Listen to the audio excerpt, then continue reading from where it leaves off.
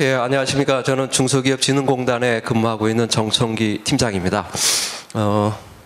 업을 이루신 분들 앞에 서서 제가 영광스럽습니다. 정말 그 하나의 업을 이루신 그 CEO 분들에 대해서 좀 진심으로 존경을 표합니다. 제가 많은 기업들을 다니거든요. 그럴 때마다 느끼는 것이 참 CEO를 볼 때마다 참 대단하신 분들이다. 한 업을 이루신 분으로서 말이죠. 정말 진심으로 그 존경을 표합니다. 성인이신데 벌써 한 집중할 수 있는 시간이 한 35분? 그 정도라고 제가 알고 있는데요. 벌써 1시간 한 반이 넘었죠. 그래서 굉장히 지루하시고 힘드실 것 같아요. 그래서 또 우리 그 CEO 분들이 이 개별 사업에 대해서도 좀 관심이 있겠지만 그래도 경영이잖아요. 그래서 경영자분들에게 무슨 코멘트를 제가 좀 준비할까 생각했는데 바쁘지만 그래도 좀 한 말씀 드리고 싶습니다. 우리 송 사무관께 제가 좀 배웠어요. 그래서 근데 안 써먹으셨어요. 그래가지고 제가 좀 써먹겠습니다. 그 말이 그 짐을 끊는데 한 마리의 말이 4톤을 끌을 수 있답니다. 근데 두 마리가 같이 끌으면 몇 톤까지 끌을 수 있을까요? 6톤. 좋습니다. 너무 고맙습니다. 이렇게 답변해 주면 제가 힘이 나요. 그냥 너 알아서 답변을 하면 좀 힘든데. 또 예? 크게 와. 예, 정답 이제 아시는 분이니까 23톤.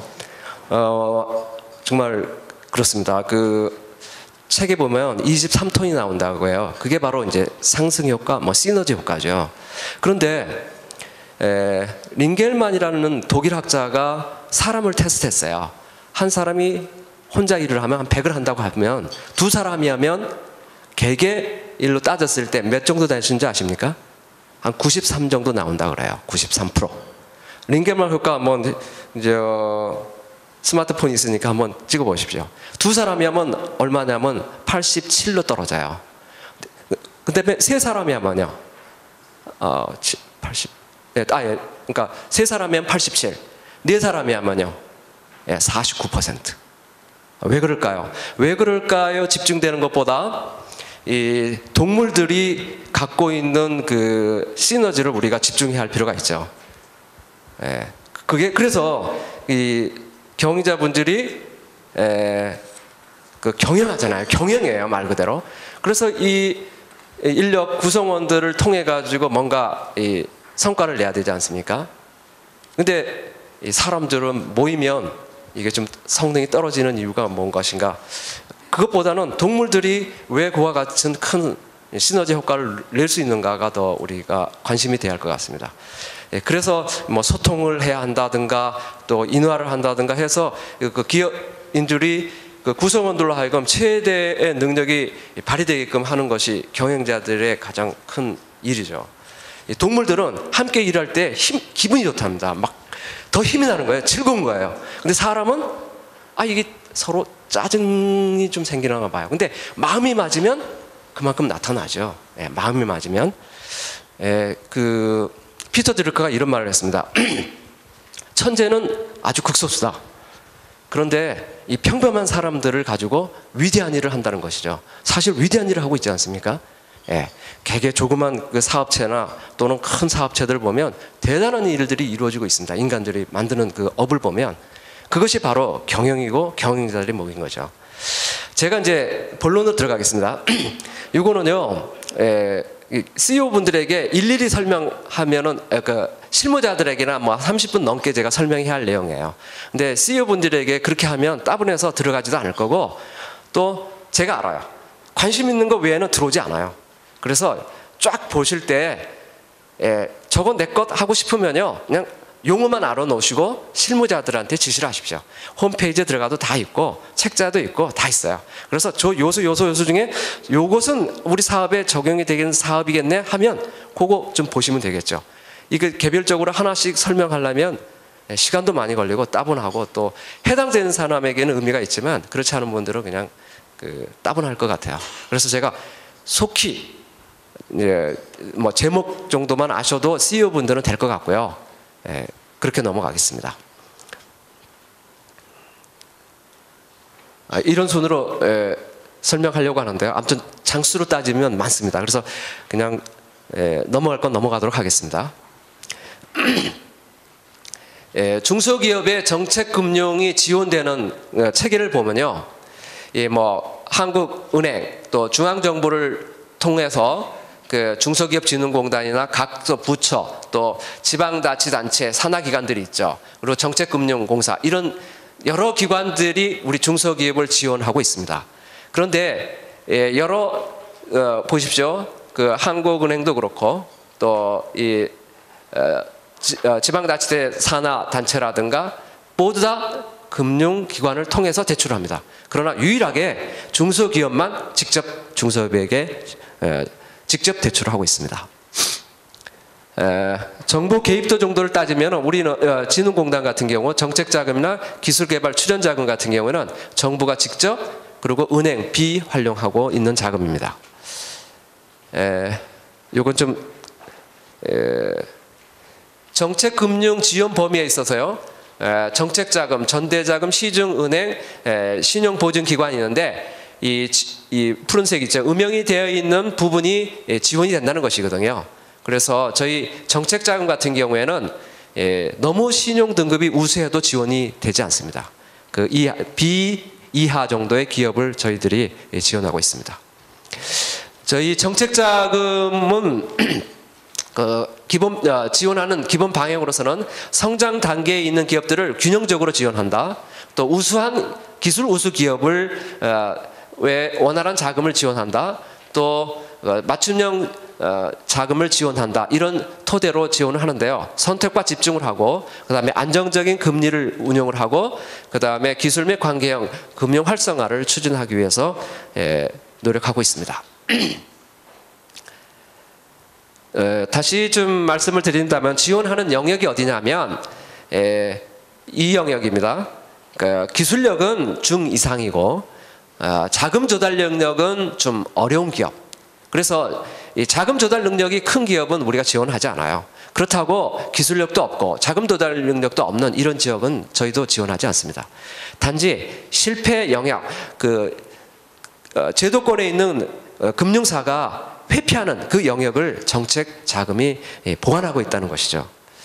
그래서 이 정책 자금 융자 영역은 바로 C부터 B 정도까지 그 신용평가 기관에서 신용 등급에 해당하는 기업을 우량 기업으로 견인하기 위한 자금이 되겠습니다.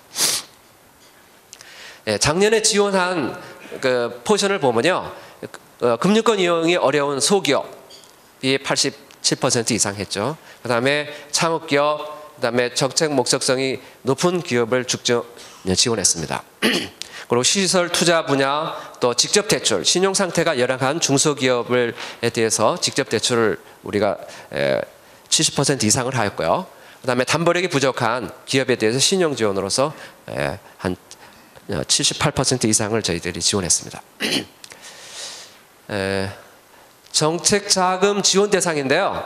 아무튼 뭐 전략 산업을 중점 우선으로 지원한다. 또 지원 외의 기업 업종이 있습니다. 뭐 이런 사행성 오락이라든가 이런 등등은 지원하지 않습니다. 지원 대상 제외 업체에 대해서는 뭐 그냥 자료로 가름할까 합니다. 마찬가지입니다.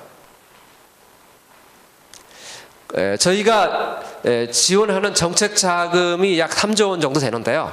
3조 원을 자금별로 따지면 창업, 투용자, 기술개발, 신성장, 제도약, 긴급형 안전자금 이런 그 사업명을 나눠서 예산 범위가 이와 같이 되어 있고요. 그 다음에 융자 범위가 이와 같이 자금별로 융자 범위가 되어 있고 융자 한도, 또 융자 기간, 기준 금리에 대해서 이 도표가 있는데요. 참조하시기 바랍니다. 그리고 금리는 저희가 이 정부의 자금을 가지고 지원하는 것이 아니고 저희 중진공에서 채권을 발행합니다. 시중에 채권을 발행한 것을 가지고 그 채권 발행한 자금을 가지고 중소기업에게 정책 자금을 지원하는 것이고요. 이제 손실 부분에 대해서 죄송합니다. 이제 조달 금리가 있을 거고 지원 금리가 그 차익 있지 않습니까? 그것을 정부에서 보전을 받고 있습니다. 예, 그리고 그룹별로 1그룹, 2그룹, 3그룹 해가지고 그 기준금리가 좀 차이가 있습니다. 그래서 사업별로 정책 1, 4분기에 보면 2.86을 기준으로 해서요. 사업별로 이렇게 가감을 합니다. 그리고 최종적으로 그 기업의 신용 등급에 또 등급을 나누어 가지고 최종 결정이 되는데요. 창업 기업 정도를 봤을 때 최하가 2.87인가부터 시작을 해서요. 4.23 정도 됩니다. 그래서 1그룹 정도는 평균적으로 한 3.5 좌우 전후, 아주 우수한 기업은 뭐 2%가 있어요. 2.87까지 되고요. 그 다음에 2그룹 정도는 4% 전후, 그 다음에 4.5% 전후 정도의 금리로 된다고 보면 되겠습니다. 그 다음에 정책자금 평가를 어떻게 해서 지원 결정을 하는가, 또 탈락도 하는 기업이 되거든요. 보통 한 25, 30% 정도는 탈락을 합니다. 지원 신청한 기업들 중에요. 그래서 저희들이 그 평가를 할 때 기술성, 사업성, 미래 성장성, 경영 능력, 또 사업 계획의 타당성 등등을 종합적으로 분석을 하고요. 그래서 등급을 일단 매기고 난 다음에 그 기업이 갖고 고유의 그 신용 등급이 있습니다. 그것을 조정을 하게 됩니다. 신용 등급을 조정을 해서 최종적으로 기업 평가 등급이 나오고 또 융자 결정을 하게 됩니다. 그냥 단순하게 이제 단순 그 지원 결정을 하는 경우가 있고요. 저희는 그 기업을 종합적으로 진단을 해서 그 진단 베이스 하에서 이제 기업들에게 좀 더 심도 있게 분석을 하는 그런 건강 진단 제도가 있습니다. 그 제도를 통해 가지고 기업들에게 PT도 해드리고, 그 경영 상황이라든가 이런 종합적인 기술 상황이든 PT도 해드리고 또 지원 결정을 하는 파로메터를 좀 쓰고 있습니다. 그것이 바로 건강 진단 지원 사업을 통한 정책 자금 지원 방식이 되겠습니다. 작년까지 재작년인가요? 아무튼 그 사업하시는 분들 또는 실무자분들이 막 새벽까지 줄 서가지고 있었던 거를 이제 온라인 접수로 작년부터 바뀌었습니다. 그래서 이제 기업하시는 분들이 온라인 접속에 좀 애로사항이 있다고 하는데, 아무튼 좀 올해 같은 경우 새도 해가지고 서버가 다운되는 정도까지 발생했는데요. 아무튼 좀 많이 보완을 하도록 하겠습니다. 이와 같은 순으로 그 정책 자금을 지원하게 됩니다.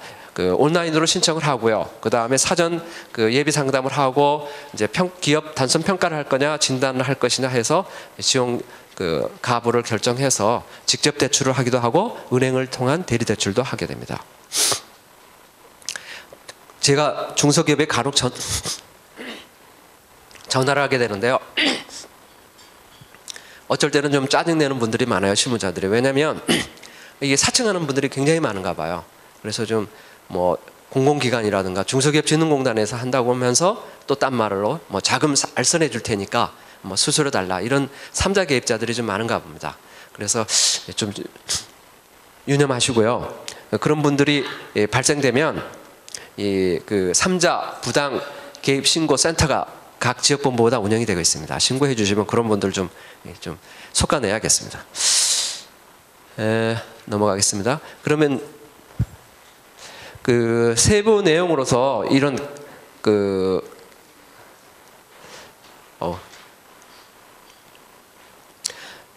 자금별로 이와 같은 다양한 그 자금 사업이 내용이 있습니다. 아마 처음 듣는 분들은 머리가 아플 거예요. 결국은 운전 자금이냐 시설 자금이냐, 결론은 그거죠. 근데 이와 같이 여러 가지 그 사업 자금을 나눈 목적은 그런 것 같습니다. 저도 머리가 아픕니다. 이거 교육 받을 때요 막 헷갈려요. 매년 바뀌어요. 그러니 뭐 그 일선에 계신 그 경영자분이나 또 실무 담당자들도 좀 머리가 아플 것 같아요. 용어도 좀 어렵고요. 그래도 이렇게 할 수밖에 없는 것을 좀 생각되는 것은 아마 그 사각 지역을 없애고 최대한 많은 중소기업들에게 그 여건에 맞춰서 가급적이면 지원할 수 있는 그 그 영역에 들어오게끔 하기 위한 고위직책이라 이렇게 생각이 됩니다. 제가 좀 들어보면요. 그래서 이와 같이 사업 성격이 있는데요. 그냥 간략하게 강론적으로 그냥 짚어가도록 하겠습니다.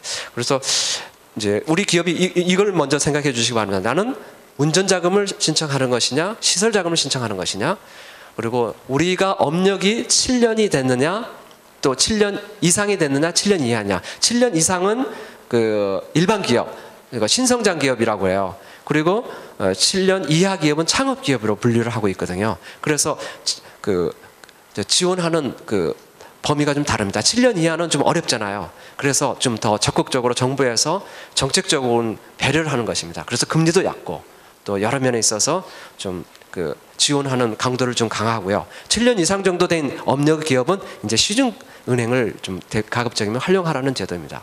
그래서 그 7년 이하의 쪽에 자금이 많이 소요되어 있어요. 그 외에 특수 목적 자금이 있습니다. 뭐 개발기술 사업제라든가 또는 투융자 복합이라든가 뭐 협동화 사업이라든가 이런 특수 목적적인 것은 이제 업력에 관계없이 또 지원해서 아무튼 골고루 또 빠짐이 없이 또 모든 기업에게 그 지원이 되는 그런 방향으로 설계된 자금이라고 이렇게 보시면 되겠습니다. 창업자금인데요. 7년 이하의 기업이고요. 그 다음에 시설자금 8년 이내, 3년 거치 5년 분할 상한으로 업체당 45억까지 지원이 됩니다. 그리고 청년 창업자금은 39세 이하의 기업, 업력으로 3년 미만 된 기업들에게 지원하는 자금이 되겠습니다. 금리가 아주 싸죠. 연 2.7%, 1억 원 한도 내에서요. 2년 거치 3년 분할 상한으로 지원하고 있습니다.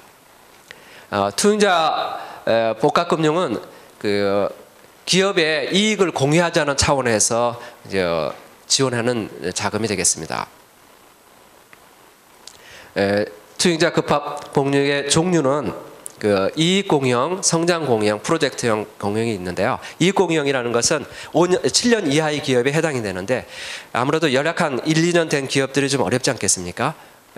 뭐 이익이 난리 없죠. 그런 기업들에게 지원해서 영업이익이 많이 났을 때 그 영업이익을 그때 좀 더 회수하겠다. 그런 차원입니다. 그래서 금리가 2% 좀 싸죠.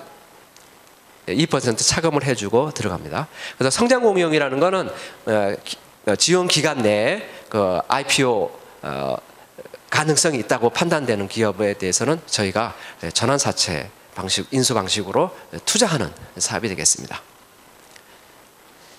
개발기술 사업은 우리 중소기업들이 개발기술 많이 하시겠죠. 한 그 CEO 분이 그러시더라고요. 중소기업이 망하는 첫 길이 뭔지 아십니까? 그러더라고요. 그래서 뜬금없는 그 질문을 하시길래 개발 안 하면 망합니다. 그러더라고요. 개발에 몰두 안 할 수 없죠. 왜냐하면 늘 변하고 거기에 변화라는 것에 상하지 않으면 뭐 그대로 도태죠. 특히 더 지금 시대는 그런 것 같습니다.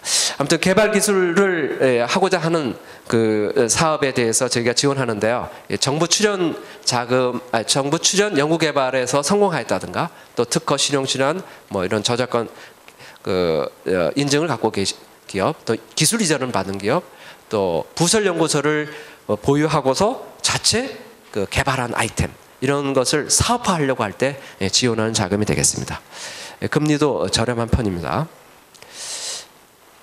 신성장 자금은 7년 이상 된 기업을 중점적으로 하고 있고요.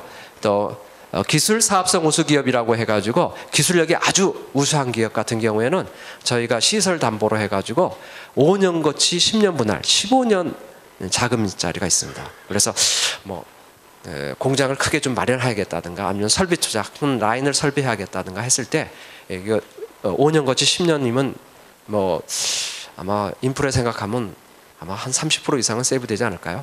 제 개인적인 생각입니다만 아무튼 그런 자금도 있어요. 그리고 협동화 사업, 그 다음에 기초제조 기업 성장자금이라고 해서 업력 4년 이하인 기업인데 매출업 10년 미만, 매출업 10억 미만의 사업을 영위하는 그런 기업에 대해서는 또 기초제조 기업 성장기업으로서 금리는 1그룹에 해당하는 금리로서 지원하는 자금이 있습니다. 그리고 고성장 그러니까 가재령이라는 용어를 씁니다만 이런 기업에 대해서 지원하는 자금이 별도로 있습니다.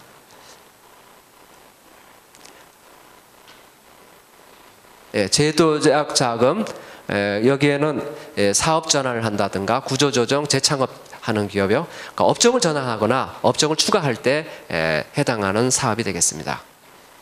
그리고 재창업 같은 경우는 한번 사업을 실패하신 분들이 있겠죠. 재기의 기회를 드리는 자금이 되겠습니다. 그리고 또 어려워져 있는 기업 있지 않습니까? 그런 기업에 대해서는 구조 개선 전용 자금으로 해서 이와 같은 요건에 해당하는 기업은 저희들이 정밀 진단을 통해서 더 어려워지지 않고 또 재도약할 수 있는 기업이라고 판단될 때 지원하는 자금이 되겠습니다. 긴급경영안전자금 재해 또 경영 환경의 변화에 따라서 일시적으로 애로사항을 겪는 기업이 있을 것입니다. 그런 기업에 또 해당되는 자금이 되겠습니다.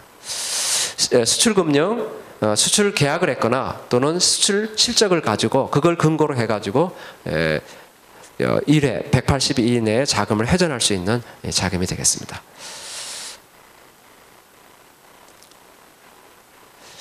마지막으로 또 한번 코멘트를 해도 될까요? 너무 시간이 많이 지났는데 이것은 우리나라의 작가 박경리 토지를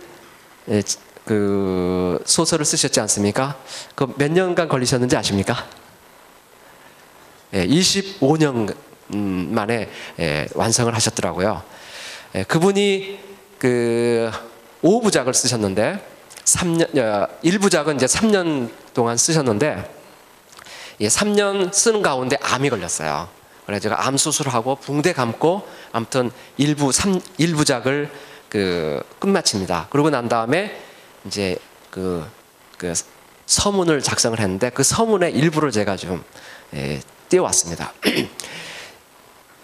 그 아픈 붕대를 감고 계속 신문에 연재를 해야 되니까요. 썼던 것입니다. 1부작 3년 만에 3년 그다음에 25년 21권짜리 아무튼 토지를 소설을 쓰셨는데 저희 아들은 읽었고 저희 집사람 지금 11권째 읽고 저는 지금 2권째 읽고 있습니다. 근데 아무튼 서면도 참 의미 있는 내용이었어요. 그분이 그 아픔 가운데서도 자기가 이 토지를 완성하겠다는 의지가 있었겠죠.